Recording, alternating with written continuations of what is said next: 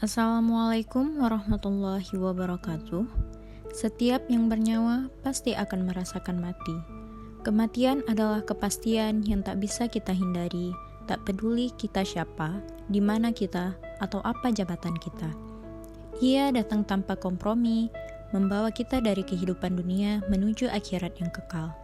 Maka, sudah semestinya kita sebagai umat Islam mempersiapkan diri, bukan hanya untuk menghadapi kematian kita sendiri, tetapi juga memahami bagaimana cara memuliakan saudara kita yang telah kembali ke hadapan Allah Subhanahu wa Ta'ala.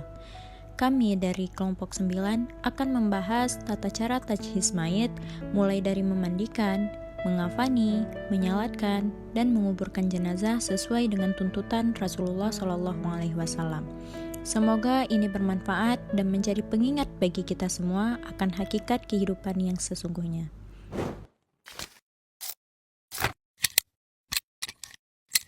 Ketika seorang muslim berada dalam keadaan sakaratul maut, sudah sepatutnya orang-orang di sekitarnya membimbingnya dengan kelembutan, yaitu melakukan talqin dengan membisikkan kalimat La ilaha illallah di dekat telinganya, dan segera menutup mata dan diposisikan agar tubuhnya lurus dan kedua tangan dapat diletakkan di samping badan maupun seperti orang yang sedang salat.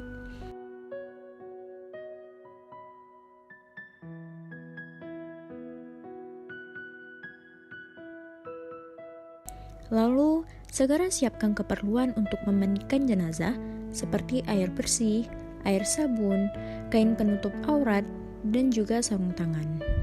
Tata caranya, membersihkan najis atau hadas dari tubuh jenazah dengan memijit perut jenazah secara perlahan untuk mengeluarkan sesuatu yang dapat keluar dari perutnya. Hal ini bertujuan untuk menghilangkan najis. Lalu, memandikan jenazah dengan air, yaitu air yang pertama yang digunakan yaitu air bersih, yaitu dialirkan ke seluruh tubuh jenazah dan didahulukan dengan sebelah kanan. Lalu air yang kedua yaitu dengan air sabun. Dan air yang ketiga yaitu air mawar. Hal ini bertujuan untuk memastikan jenazah agar tetap wangi.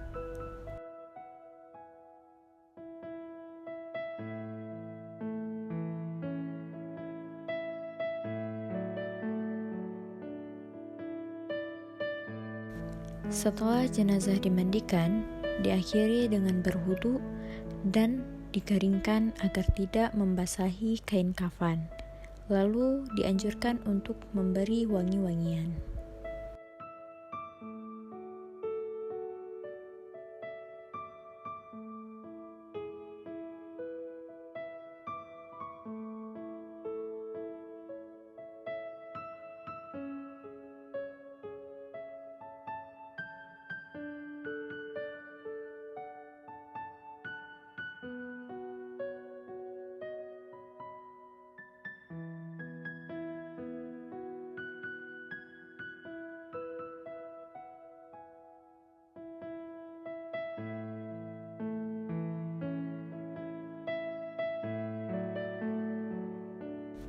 Selanjutnya yaitu mengkafani jenazah. Bagi jenazah perempuan, terdiri dari 5 lembar kain kafan. Yang pertama berfungsi untuk menutup seluruh badan, yang kedua berfungsi sebagai kerudung kepala, lalu yang ketiga berfungsi sebagai baju kurung, keempat berfungsi sebagai penutup pinggang hingga kaki, dan yang kelima sebagai penutup pinggul dan juga paha.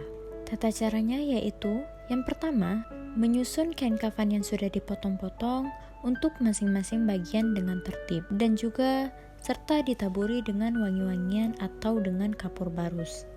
Lalu meletakkan jenazah dalam keadaan tertutup dengan kain dan letakkan di atas kain kafan sejajar. Tutupkan kain pembungkus pada kedua paha, pakaikan kain kafan bagian pinggang ke kaki, pakaikan kain kafan untuk baju kurung, dan juga pakaikan kain kafan untuk kerudung. Lapisi jenazah menggunakan lembar kain terakhir dengan cara menemukan kedua ujung kain kiri dan kain kanan, lalu gulungkan ke dalam. Ikat bagian kepala, bagian badan, pinggang, lutut, dan juga kaki. Ikatan pada jenazah diikatkan di bagian kiri. Hal ini agar memudahkan nantinya jenazah akan dihadapkan miring ke arah kanan dan ikatannya akan dibuka kembali ketika di liang kubur.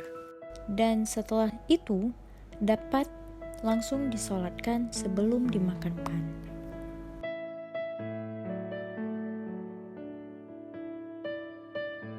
Selanjutnya dilanjutkan dengan menyolatkan jenazah. Salat jenazah dilakukan dengan 4 kali takbir tanpa ruku dan juga tanpa sujud. Berikut adalah niat salat jenazah. Usolli ala hadhil mayyitati arba'a takbirati farda kifayati adaan makmuman atau imaman lillahi ta'ala. Lalu dilanjutkan dengan takbiratul ihram dan juga membaca surah Al-Fatihah. Lalu takbir yang kedua diikuti dengan membaca sholawat kepada Nabi. Allahumma shalli ala Muhammad wa ala ali Muhammad kama shallaita ala Ibrahim wa ala ali Ibrahim wa barik ala Muhammad wa ala ali Muhammad kama barakta ala Ibrahim wa ala ali Ibrahim fil alamina innaka hamidum majid. Lalu dilakukannya takbir ketiga.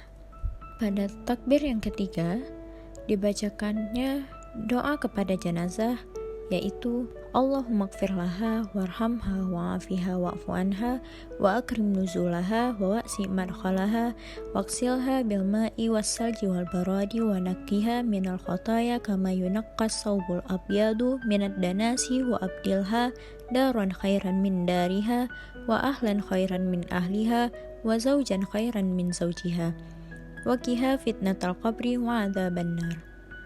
Selanjutnya pada takbir keempat dibacakannya doa Allahumma la tajrimna ajraha wa la taftinna ba'daha waghfir lana walaha wa li ikhwanina alladhina sabaquna bil imani wa la taj'al fi qulubina ghillan lil ladzina amanu rabbana innaka ra'ufur rahim. Lalu diakhiri dengan salam.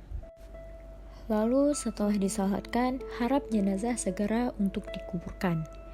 Yaitu caranya dengan meletakkan jenazah di sisi liang kubur yang menghadap kiblat dan memasukkan kepala dari arah kaki kuburan, dan posisi jenazah adalah miring ke kanan atau menghadap kiblat dengan tubuh yang ditopang dengan batu pipi atau papan kayu agar jenazah tidak terlentang.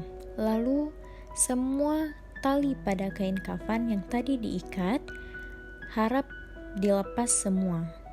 Dan setelah jenazah ditempatkan di lubang kubur, disarankan untuk menaburkan tanah 3 kali dari arah kepala jenazah, kemudian baru menutupi dengan tanah secara menyeluruh. Demikianlah proses awal dari tajhiz mayit, mulai dari mentalkin orang yang sakaratul maut hingga dengan menguburkan jenazah dengan penuh kehormatan dan juga sesuai syariat. Semoga penjelasan ini bisa menambah ilmu kita dan menjadi bekal dalam menjalankan fardu kifayah jika suatu saat dibutuhkan. Karena kematian adalah kepastian, maka mempersiapkan diri dengan ilmu dan amal adalah keharusan. Dan mari kita doakan saudara-saudara kita yang telah mendahului agar mendapat tempat terbaik di sisi Allah Subhanahu wa Ta'ala, dan semoga kita semua wafat dalam keadaan husnul khotimah. Assalamualaikum warahmatullahi wabarakatuh.